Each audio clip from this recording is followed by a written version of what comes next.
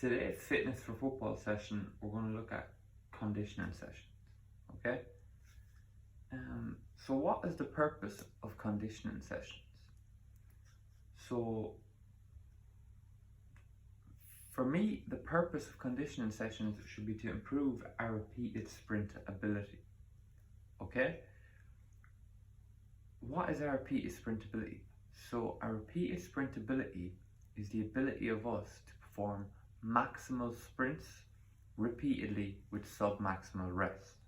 Okay, so if you think of a game, you are performing numerous high intensity efforts, high speed efforts without getting enough rest to fully replenish your system. So if we can improve our repeated sprint ability, so our ability to maintain a higher intensity and a higher speed for each of them sprints, we likely increase our chances of having more successful games, having faster sprints, scoring more goals, etc. Okay, so we're going to look at firstly how can we improve our repeat sprint ability. So we'll look a little bit at the science and theory behind. So to improve our repeat sprint ability, first things first, which is going to be essential, is improving our single sprint performance. So our single sprint performance is basically how fast we can sprint for one sprint. Okay, so our max effort once. Okay, so our top speed. So the higher that is, the better our repeated sprint ability actually is. Okay, so how do we improve that? Okay, so we improve that by training our ATP PCR system. Okay, which is the system we use for efforts over 95% of maximum velocity. Okay, so if we train that and get that better, we can improve our single sprint performance. And then in theory, so the second way to improve our repeat sprint ability is to improve our mitochondrial capacity of the muscle. Okay, so mitochondria is like the battery of the muscle. Okay, so if we can increase the capacity of our mitochondria, we can in theory increase our repeat sprint ability, meaning we can then perform better on the pitch. Okay, so what does that look like? So that typically looks like your speed endurance type session, so your glycolytic type session, so anaerobic development, so where you're working at a really high intensity with long rest periods, but not long enough that you're working in your ATP PCR system. So it could be 30 seconds all out as fast as you can with 4 minutes rest and repeat that by 6. Could be something like that. What you're trying to do is improve the muscle's ability to sustain higher bouts of exercise with less recovery. Okay. The third way we can improve our repeated sprint ability is to improve our muscle respiratory system. Okay, so our aerobic capacity. Okay, so how do we do that? Well, typically we do that through longer, slower endurance. Okay, and why is that important? Well, that's important because our ATP PCR system is replenished better if we have a greater aerobic capacity development. Okay, so if our aerobic capacity isn't good, then we won't be able to replenish our ATP PCR system as quickly, meaning we won't be able to produce faster sprints more often in games. Okay, so improving our muscle respiratory system is very important.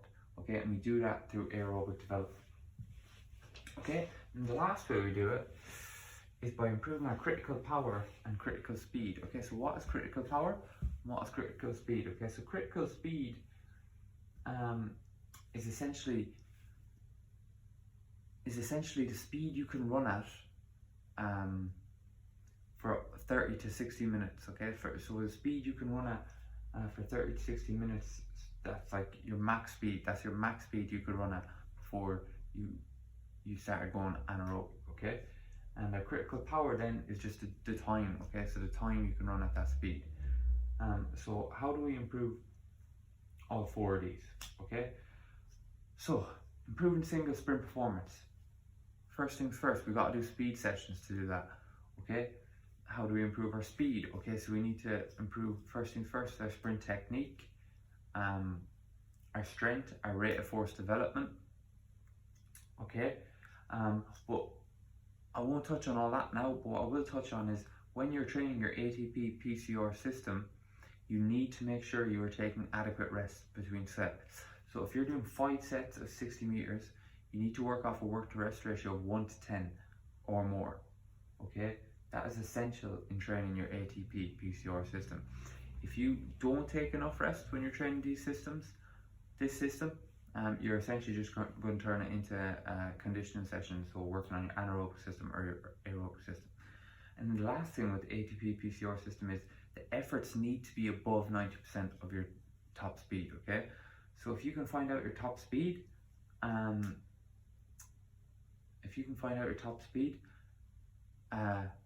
you need to be doing efforts that are at least 95%, closer to 100% for your ATP PCR system to fully develop. And that's the same in the gym as well. If you're doing strength training, you need to be lifting at upwards of 90%, 95% of your 1 rep max to see a benefit in your ATP PCR system. Okay, improving our mitochondrial capacity. So like I said, we can do glycolytic work. Okay, so we're working off work to rest ratio from 1:3 to about 1:5, 1:6. Okay, but what's key here is that these are 100% effort. Okay, so it might be sprint for 30 seconds, rest for 4 minutes. So you're sprinting as hard as you can for 30 seconds. But because you're only taking 4 minutes, you won't be able to reach the same speeds. So it's classed as anaerobic development work because you're not at that above 95%, but your effort levels are definitely 100%. Okay, so they can be very, very taxing sessions, and these are the type of sessions where the lactate acid builds up. Okay, so it's make sure that you manage the rest so that you're allowing yourself enough rest to get above 85% effort without taking too long of rest to just be working on your ATP PCR system. Okay, so then we're talking about improving our muscle respiratory system. So the ability of our aerobic capacity almost. Okay, so this is just done through long slow endurance. So improving this system helps the muscles replenish ATP PCR quicker. Okay, so how we do this is just by long slow endurance. So typically efforts under 80%, that can last anywhere from 15 up to 45 minutes. So it could just be a 45-minute run at a lower intensity. And although that might not seem transferable to football, what it does is it improves the muscle's ability to replenish ATP PCR, which can then improve your repeated sprint ability. So it is important. Okay, and then we're talking about our aerobic power development. So improving our critical speed and critical power. Okay, so improving our critical speed and improving our critical power. So how does that relate to our repeat sprint ability? Okay, so if we can improve our aerobic power development, so the speed at which we can remain aerobic at goes higher, that just means that we're going to fatigue less, okay, and it'll take us longer to become anaerobic or lactate. Okay, so how do we improve that? So we improve that through high intensity moderate intervals and high intensity short intervals. So it could be your typical 15 seconds on, 15 seconds off. What's important is when you're looking to improve that is you're looking to improve your mass, which is your maximal aerobic speed. Okay, so there's many ways of getting your maximal aerobic speed. So you can just do a simple 2K time trial. So run as fast as you can for 2 kilometers and then break down how many meters per second you were doing in that 2 kilometers. So once you get that, that's your 100% mass, so your maximal aerobic speed. So what you would do to improve that is you could do a 4-minute run at 100% of your mass and do that 4 times and then increase the volume over time. Or you could do 15 seconds on, 15 seconds off at 120% of your maximal aerobic speed and do sets of 8 and do maybe 3 sets of 8. So that's a really, really good way. So that's called the Eurofit method.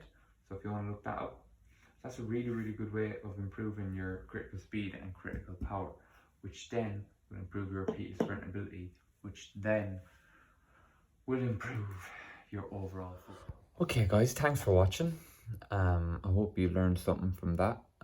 If you have any questions, just make sure you shoot me an email or leave a comment or hit me on Instagram, whatever. Yeah, I hope you enjoyed it. I tried my best to explain it as simply as I could. It's quite a complex topic, but I hope you got something from it. And yeah, like and share, subscribe, all that good stuff. All right, and I'll see you in the next one.